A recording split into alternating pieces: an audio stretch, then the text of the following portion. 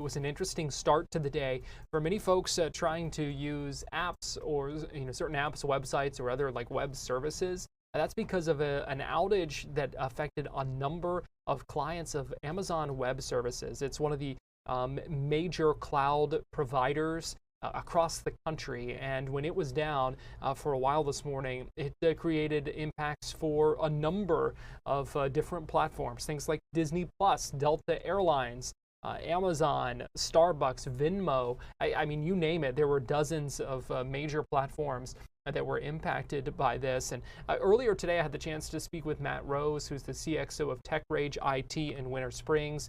He talked about what we know about this, why it happened, and what it says about our reliance on these few providers, and if there's anything we can learn from a situation like this as well.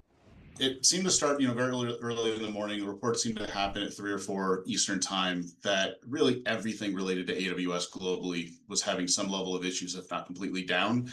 It does appear that in the early morning hours, at 6, 7 a.m. it started to recover. So luckily for the workday and for everybody getting along with their day, but it really took down a tremendous amount of applications that everybody uses on a regular basis. Yeah, we're talking major services, major apps, major websites. I mean, big impact here. Yeah, I don't think people realize it. Unfortunately, these kind of things seem to happen every so often. But when you talk between AWS, which is Amazon Web Services, if you're not familiar, which is obviously owned by Amazon, between Microsoft services and Google, they run a huge portion of really most of the cloud-based applications people use on a regular basis. So, things like Ring were down this morning. If you were trying to look at your Ring cameras, you couldn't do it. And I think that's the thing that's kind of anytime something like this happens, kind of eye-opening for people to kind of see and think about how many services are reliant on kind of one provider like that, and all that depends on something like AWS. Yeah, I mean, it's kind of so there's a good and a bad to it. I mean, so obviously, you may have heard the whole statement that the cloud is just someone else's computer, which came about years ago. Because 20 years ago, even 15 years ago, there were just huge data centers owned by companies. A Ring would have had a data center they rented or built out for their services, but then these huge things, Amazon, Google, whatever, came about that were just massive, massive amounts of compute power. And so everybody moved to them, and they're on a subscription basis. So you can run the service and not have to invest in all this hardware, but it still means that they can make a mistake or one major thing go down, and the whole service is down. And so, as a consumer, or a worker, someone who is using these apps and these services, is there anything that we can do on our end when it comes to things like this? Or are we just kind of at the mercy of them? Yeah, I think unfortunately, I feel like we say this a lot when we talk. I feel like unfortunately you are somewhat at their mercy. It's the way these services are built is that you typically you have redundancy built into an AWS. You have redundancy built into Microsoft, but it's still within their kind of purview. So it's not normal or necessarily easy for a service to have AWS and Microsoft. And even if you go to something like Ring, they're owned by Amazon. So why would they put anything in Microsoft's basket? And unfortunately, it's a lot of times a mistake or a bad update, as we keep seemingly saying, that cause these issues. From a kind of business perspective, what do you recommend to small business owners and those kinds of things when it comes to because it seems like everything's in the cloud these days, Mm-hmm. and it seems like it's a way that makes sense for businesses to kind of do that, rather than have their own Mm-hmm. servers like you kind of talked about. But what do you recommend? What do you tell people? I mean, I think you really have to look at there's definitely this disadvantage, but if you were to go back and look at the uptime of something that when there wasn't these huge data centers out there, I actually think at the end of the day, we're probably doing better in uptime. It just doesn't seem like that because it's not just one service that goes down, it's everything.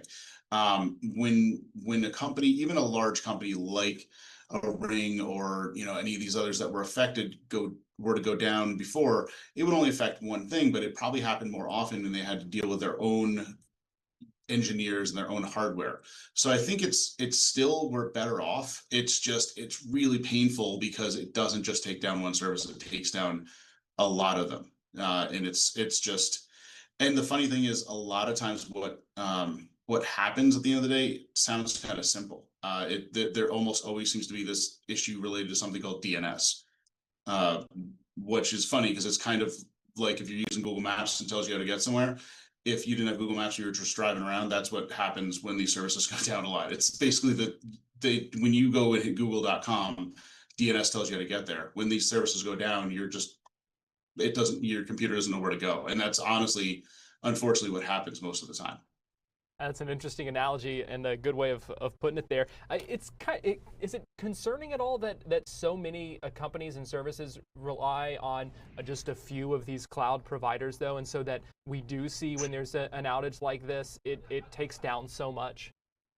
I think it's concerning, and I think the only thing you could think of then is almost just realizing, and I think it's probably in a lot of the parts of life we live in, there really are only those three main providers. So if anything, it's more of, I think the idea of cloud-based providers is overall a good thing. It's just, yes, we're putting all our eggs in really three baskets, Microsoft, Google, and Amazon.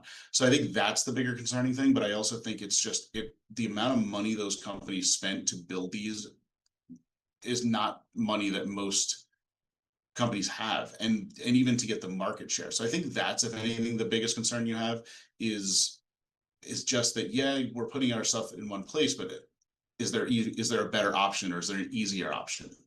Bringing everything back into your office is not easy either, because most companies don't have the money to spend all the money they need on hardware, internet.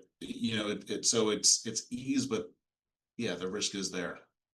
So just to take us behind the curtain here and what the IT teams may be doing right now to try to get to the bottom of this and make sure something like this doesn't happen again. So the small word that's come out so far is that the issue was related to DNS, which again is that again it's a basic function of internet protocol. It's a basic function of how the internet works. Again, it's how when you go to google.com and you don't need to think of where that's actually going. And something happened with that, which is unfortunately way too common. DNS is probably the culprit for most issues, and it I would venture to guess that there was a bad update, a mistaken update. Unfortunately, I kind of go to, we are living in a fairly, well automated and AI related world, but there's a lot of updates that still are manual. And I'm just going to venture to guess that they're trying to find out what update was pushed, who pushed it, or what change was made, because it's usually one little needle in a huge haystack. But I'm sure, they say everything's back up. I think they say it's stable. I don't think the words have come out that it's fixed, because I think they are still trying to find a root cause. And I think that's the trouble now, is why exactly did it happen, and why on a Monday morning? It's one thing if this happened, 2 a.m. on a Sunday or something, whatever, would be slow, which is a hard thing to say, but I'm sure they're doing a root cause analysis right now. Yeah, their work week off to a rough start too. Yeah, it really is. Yeah, it's a bad Monday. What's the bottom line here, Matt? What should people know? They should just know that there's these great advantages to these services, and it's where you don't really have a lot of control over it. Whether a business, whether personal, you want to sign up for a service, they're probably hosting it on one of these services. It gives them tremendous ability that they can grow quickly and scale without even thinking about anything. But then it also does allow that when an issue like this happens, if there were to, if cyber, attacks were to happen on these services, you could be down on those services. So I think you have to realize that they are tremendous advantages. They're cloud-based. You probably need to have some level of what to do if it doesn't work. In the case of, when Microsoft email goes down, you still need to know you have a phone number to call, and, hope that you can do some business the other way. But I think in the advantages side, you have to know that since so much runs on this, they're not going to let it be down for a day or two. They're going to put every effort and the full force they have on fixing it. So, but just knowing that you have to realize that with the advantage we have of all these things, you do run the risk of the occasional downtime, like any service would have. And to your point, Matt, we did see that it was not down for very long. So that is, I guess, a positive here. Yeah, I mean that's the thing that these services make a ton of money from all these different companies that buy into them, and obviously there is a lot of firepower behind those from CEOs or from just stockholders. So they're going to get up and running quickly if possible, or they're going to find a workaround, and that's obviously what they will do. And I don't think we typically see more than a couple hour downtime on this, which hopefully we see it maybe once a year. Yeah, let's hope. Let's hope we're not talking about this again here soon. Matt Rose, So CXO of TechRage IT. We appreciate you joining us. thanks, Garrett.